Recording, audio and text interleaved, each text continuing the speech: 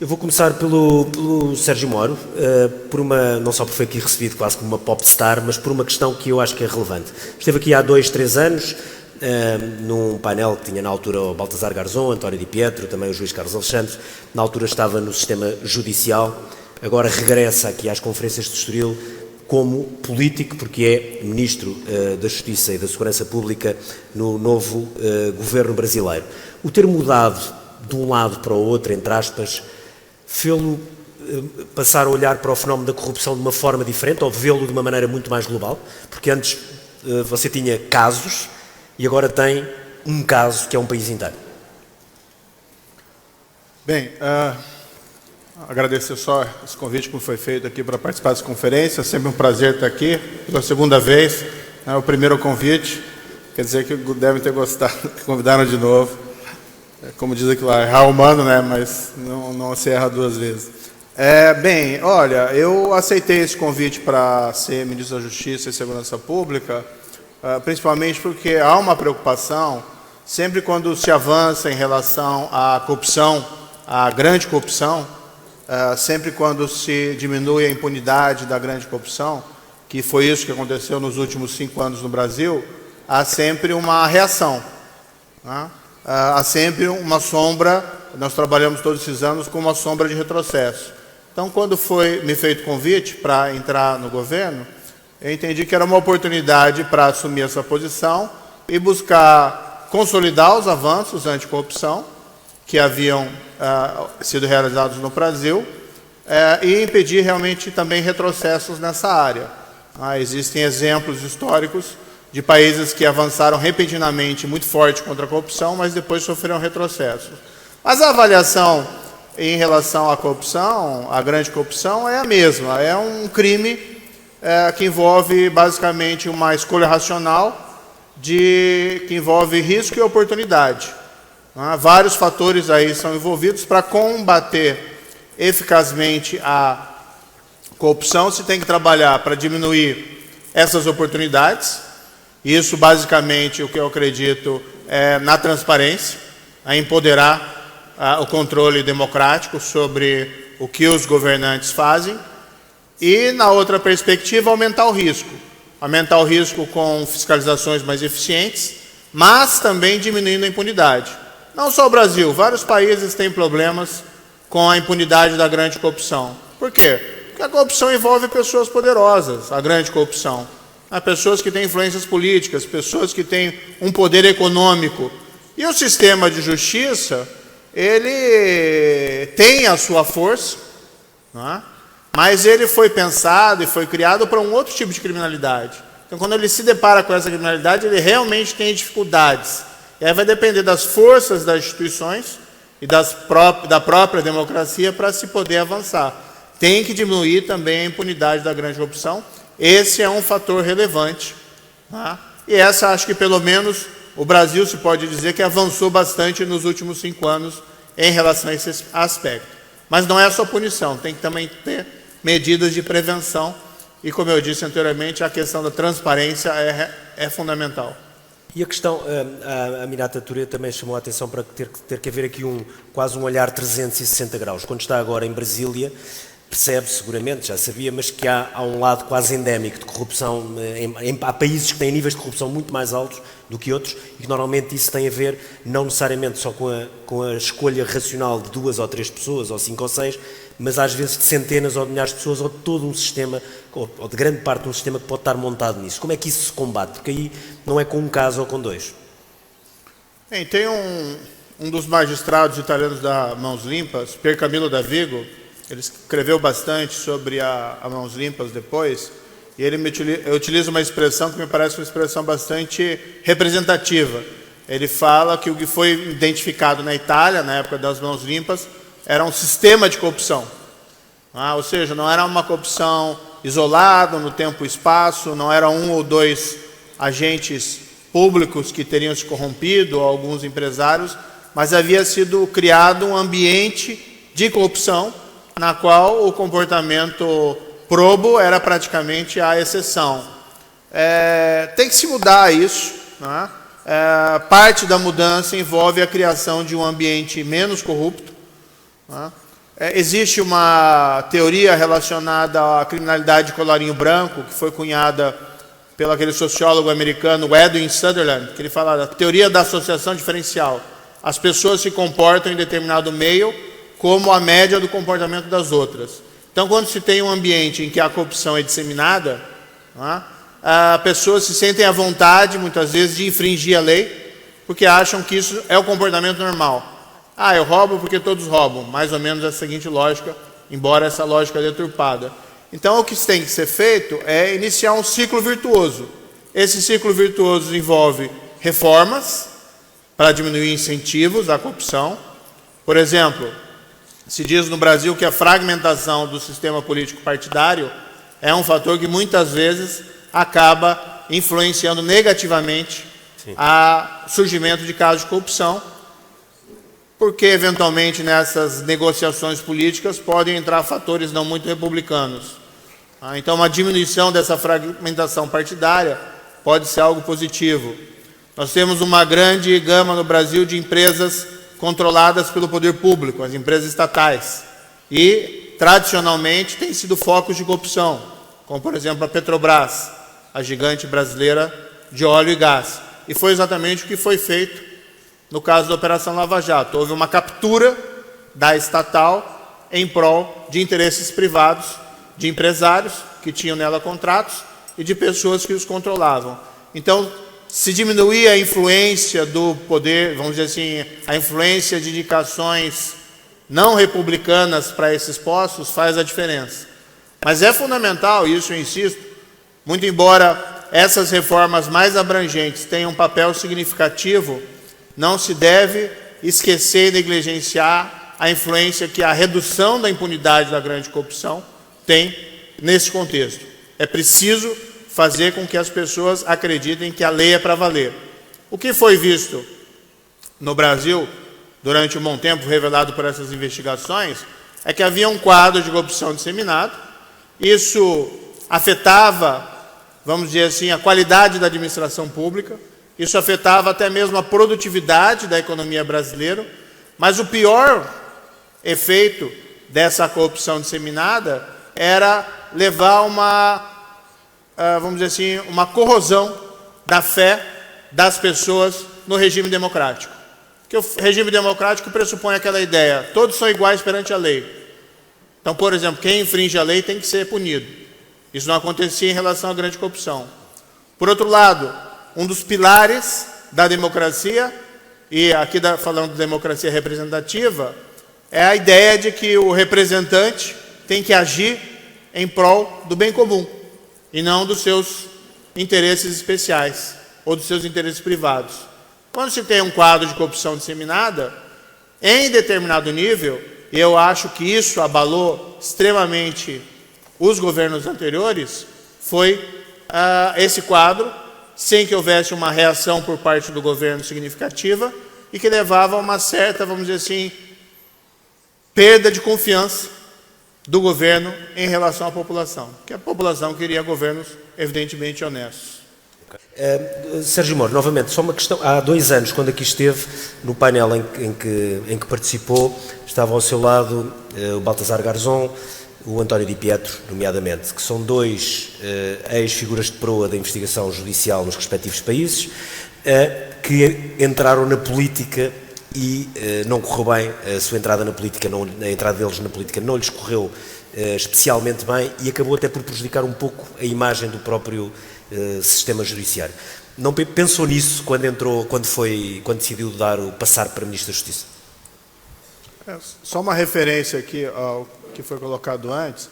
É evidente que o problema da corrupção ela acaba impactando essa credibilidade da democracia. Agora a gente tem que construir, evidentemente, soluções democráticas, soluções institucionais. Então nós temos que construir instituições fortes que funcionem em relação a esses problemas.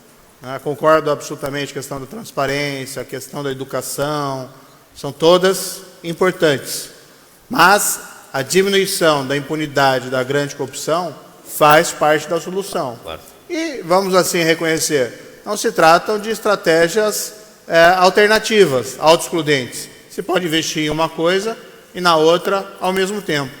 Então é importante fazer, isso eu acho que é uma lição de casa para qualquer país, fazer aquela avaliação. Bem, esses casos de grande corrupção, quando estão aparecendo, quando estão surgindo, estão sendo investigados? Estão sendo provados? Se estão sendo investigados, estão sendo provados. O processo funciona?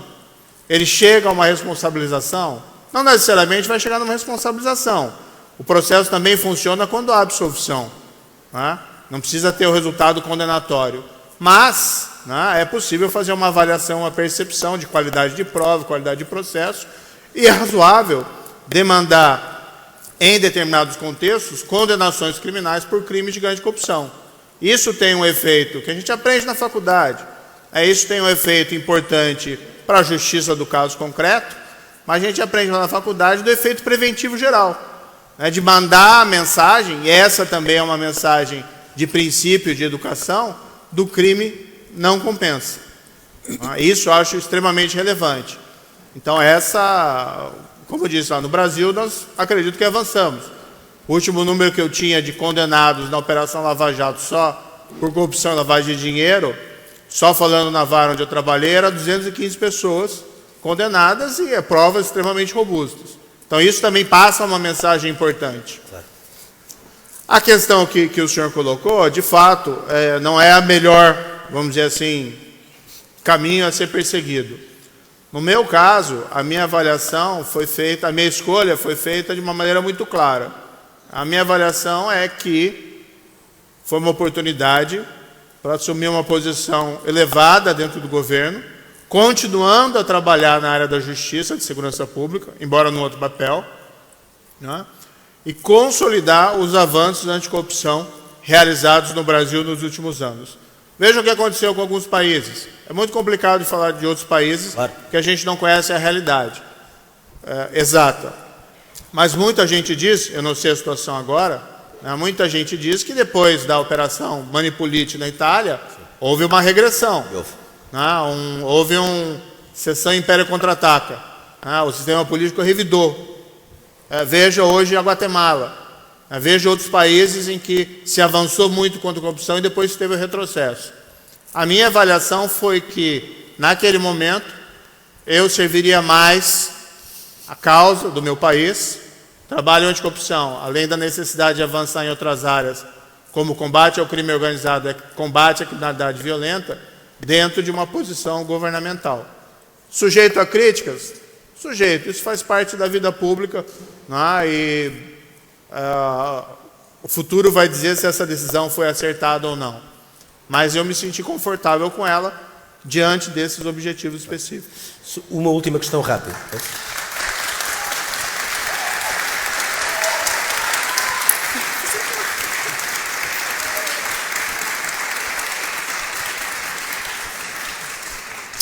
Não foi tão fácil assim, viu? Porque é um caminho sem volta. Não sei como é que é aqui em Portugal, mas eu não posso voltar à magistratura. E isso significa também abrir mão de uma série de benefícios corporativos, tanto quanto significativos. Aqui pode. Aqui pode. Então. Aqui pode, a senhora Ministra pode voltar à magistratura, naturalmente, depois de deixar de ser Ministra quando quiser. Última questão. Como é que olha para a discussão que já assistiu há 2 anos e volta a assistir agora, da delação premiada deste lado do Atlântico? Ou seja, é uma discussão que nós portugueses vamos mantendo, havendo avanços, como é óbvio, havendo uma grande discussão jurídica sobre porque a questão também é constitucional e etc., uma questão mesmo muito ampla, mas como é que olha? Acha um pouco uma conversa, uma discussão meio absurda, ou acha que faz parte do nosso sistema jurídico ou do nosso enquadramento jurídico? Acho que as escolhas que nós fazemos também fazem parte da definição do que nós somos.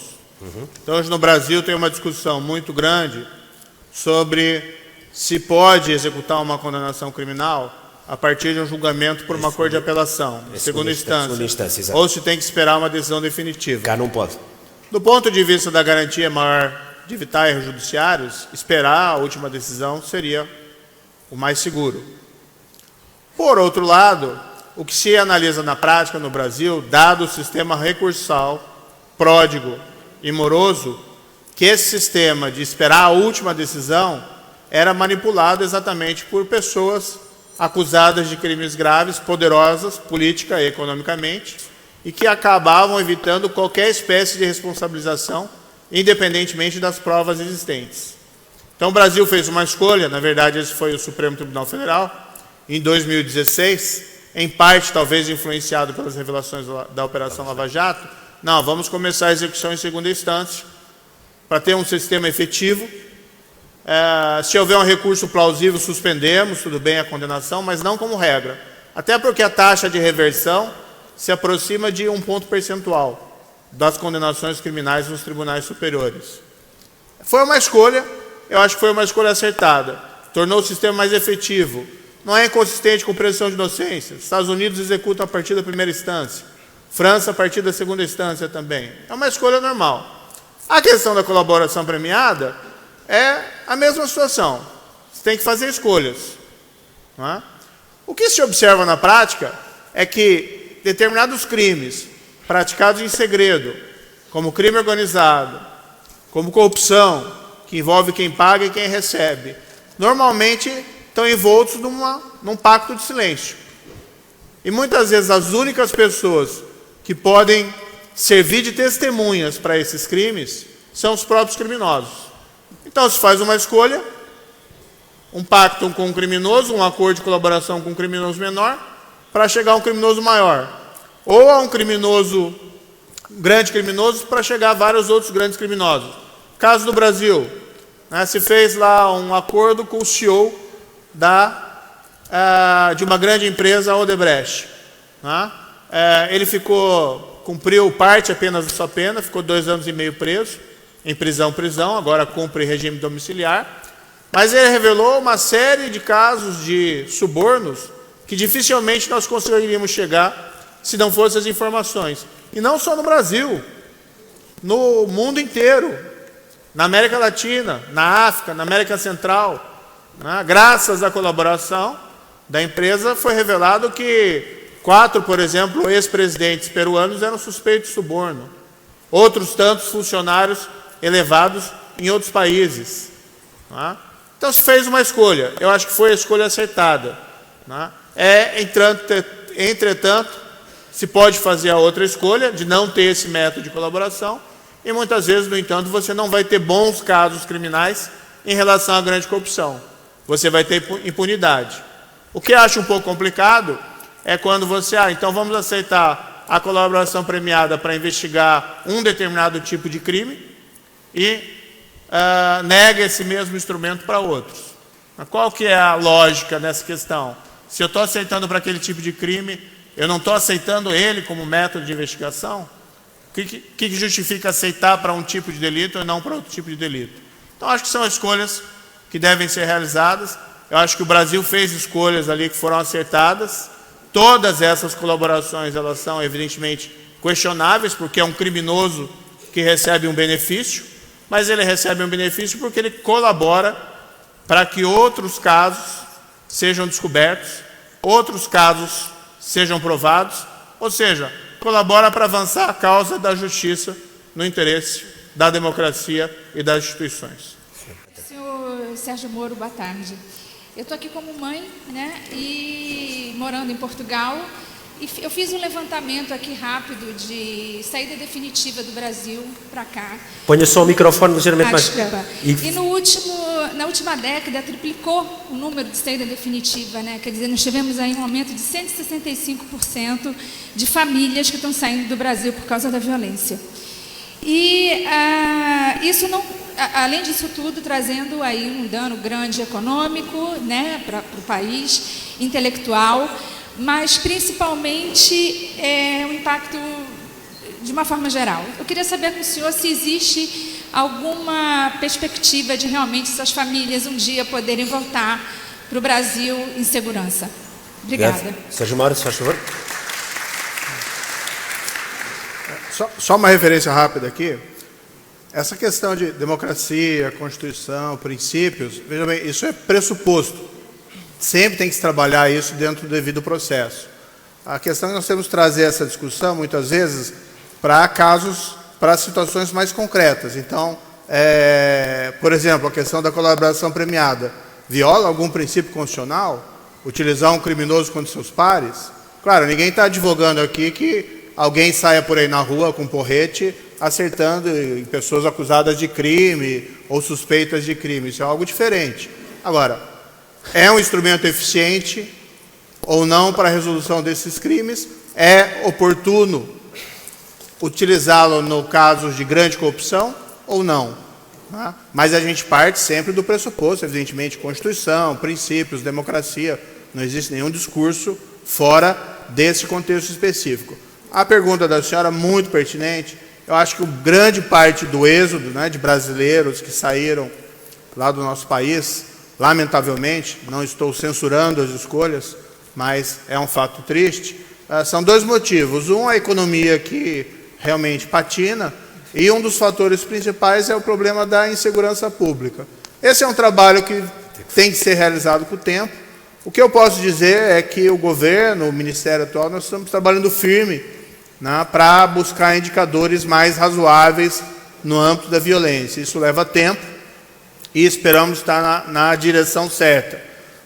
Nós, por exemplo, estamos com uma política firme contra o crime organizado. Nós isolamos as principais lideranças de organizações criminosas do país em presídios federais. Nós estamos consolidando estatísticas criminais ao nosso país. Nós estamos lá criando um banco de DNA para investigação melhores desses crimes. Tem um plano nacional de redução da criminalidade.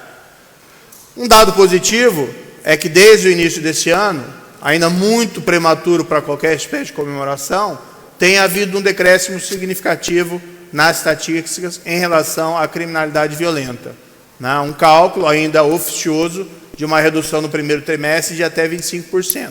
Ainda assim, mesmo com uma redução dessa espécie, os números ainda são muito ruins e pode ter certeza que a nossa expectativa é melhorar esse quadro. Muito rápido, uma pergunta ali, outra ali, depois temos que fechar. Já ultrapassámos o tempo largamente. Rápido, peço que se identifique e diga, faça a pergunta. Funciona, vá, continua. Boa tarde. Ministro, meu nome é Samuel Almeida. Fale mais próximo do microfone. Meu nome é Samuel Almeida, sou morador cá, brasileiro e português. Entretanto, gostaria de fazer algumas perguntas. Tem que ser uma só pergunta e rápida, peço desculpa.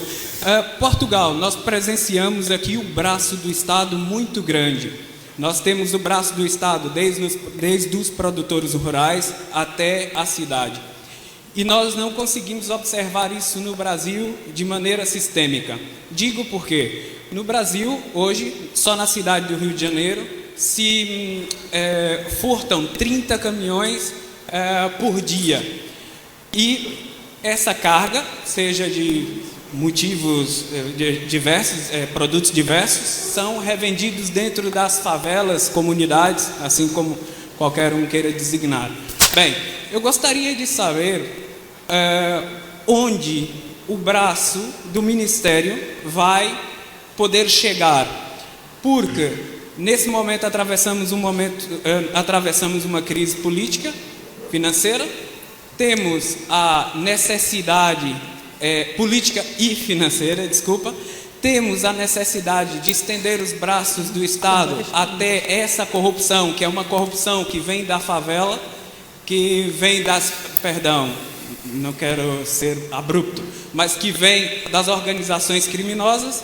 Então gostaria de saber quais serão os braços do Estado para o controle desse nosso problema. Sérgio Moro, uma resposta rápida, se não se importa. Olha, a justiça e segurança do Brasil é uma montanha, tem uma montanha de desafio, são muitos desafios. O governo começou a trabalhar, esses dados são avissareiros, mas nós sabemos aí que o desafio é muito grande. Algumas coisas são lições clássicas: organizações criminosas, investigações eficazes, prisão e isolamento dos líderes, confisco do patrimônio. Está se trabalhando nisso. Tá? A parte da criminalidade violenta tem que, vamos dizer assim, convergir políticas de segurança pública, polícia ostensiva, polícia de investigação, retirar o criminoso perigoso da rua, mas tem que coordenar isso com políticas de outra natureza. Por exemplo, restauração de ambientes urbanos degradados, políticas sociais, aumentar oportunidades econômicas. O próprio contexto macroeconômico tem alguma relevância nisso.